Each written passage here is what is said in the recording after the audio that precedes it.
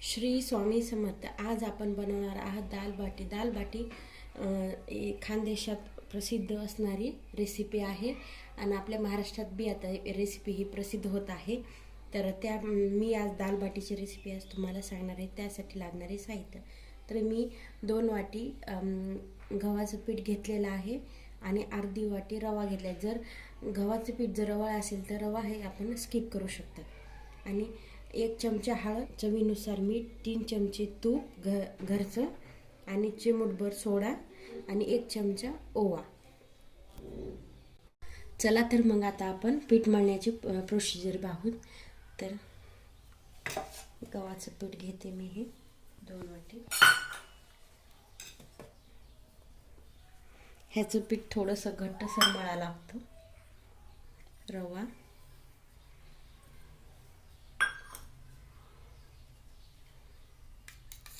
3 चमचे तूप, 3 चमचेच घेतलं होतं हे तूप,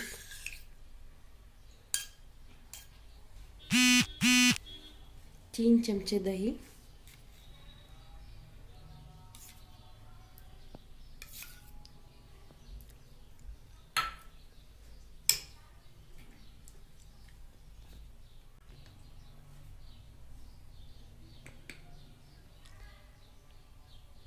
हळद 1 चमचा,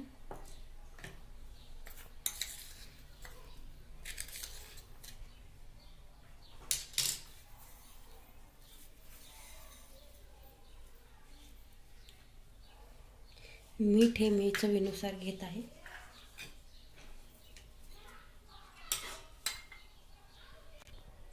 आणि सोडा.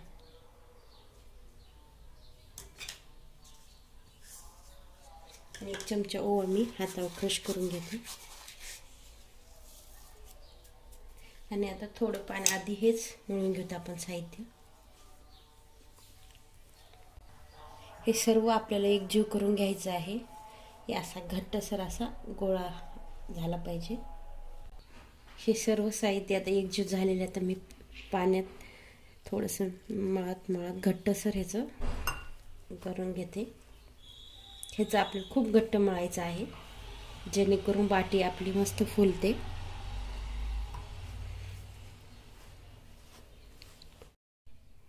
तर मी एकसारखा हे गोळा मळून घेतलेला आहे. तर अशा पद्धतीने असा घट्टसर आपल्याला मळून घ्यायचा आहे.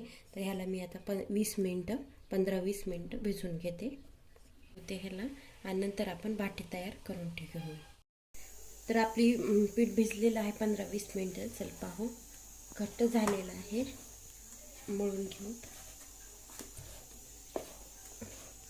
छान भिजली की बाटी आपली फुगते. आणि आता आपण गोळे करायचं घेऊ. आता आपल्याला बाटी करायचं आहे. हे अशा पद्धतीनं असं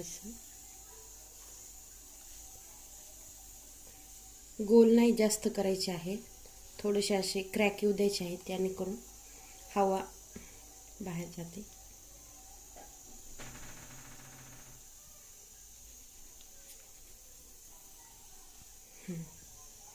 थोडीशी अशी चपटी करायची आहे अशा साईजची. मी ते एकसारखे करून घेते आता. तर आपल्या बाटी अशा प्रकारे आपल्या बाटी तयार झालेल्या आहेत.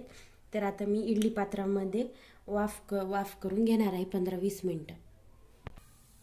तर मी आता एक करून बाटी ह्या पात्रामध्ये ठेवते, इडली पात्रामध्ये. आणि खालून मी तूप लावून घेतले, जेणेकरून हे बाटी चिटकणार नाही.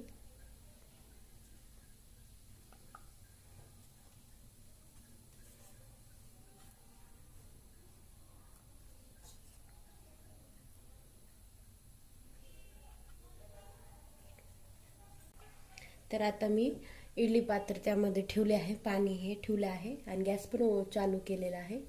तर चला आता मग आता मी इडली पात्रात हे स्टँड ठेवते, त्यामध्ये बाटी टाकलेली आहे. ते हे आपण क्रॉसमध्ये ठेवायचं आहे.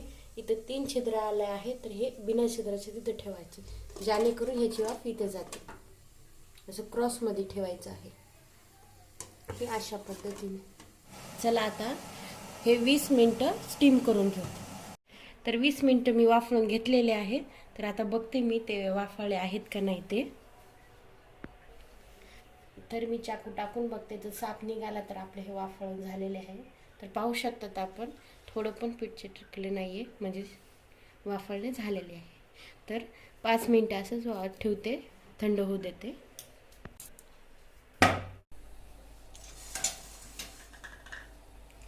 तर पाहू शकतात आपले बाटी फुगलेले आहेत वाफळून. बघू शकतात किती टम्म फुगले, त्याची साईज किती होती तर डबल साईज झालेली आहे. तर आता आपण ह्याचे 4 भाग करून घ्यायचे आहेत. तर अशा पद्धतीने वाफ त्याची गेलेली आहे. तर असे भाग आपल्याला त्याचे 4 भाग कट करायचे आहेत.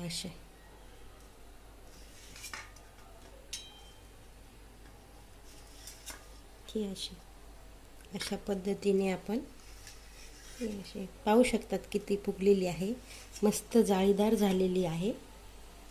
तर आता मी एक एक करून सगळे कट करून घेते. तर आपण एकसारख्या साईजच्या एका ह्याचे 4 कट करून घेतलेले आहेत. तर आता आपण कढईमध्ये तेल ठेवून गरम तळून घेऊ. तर आपण बाटी तळण्यासाठी कढईमध्ये तेल टाकून गॅस ऑन केला आहे. तर मीडियम हीटवरच मी तळून घेणार आहे बाटी खरपूस अशा.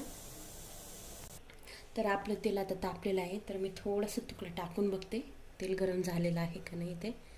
तर पाहू शकतात हळूवारपणे वरती येत आहे, म्हणजे असंच आपल्याला तेल पाहायचं होतं आपल्याला. तर आता मी एक एक करून बाटी तळून घेते.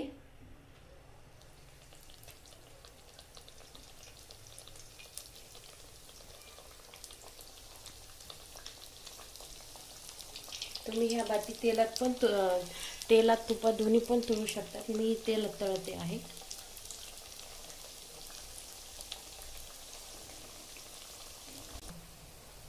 तर आपल्या पाहू शकतात आपण अशाच आपल्याला लालवट बाटी तळून घ्यायच्या होत्या, लालवट अशा. मी काढून घेते आता.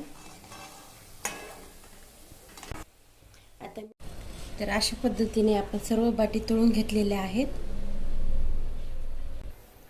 तर अशा पद्धतीने आपण बाटी पूर्ण तयार करून घेतलेल्या आहेत. तर मी गार्निश करून प्लेटमध्ये ठेवलेले आहे आणि वरण पण तयार करून घेतलेले आहे. तर तुम्ही पण अशा पद्धतीने करून बघा आणि खायला छान लागणारी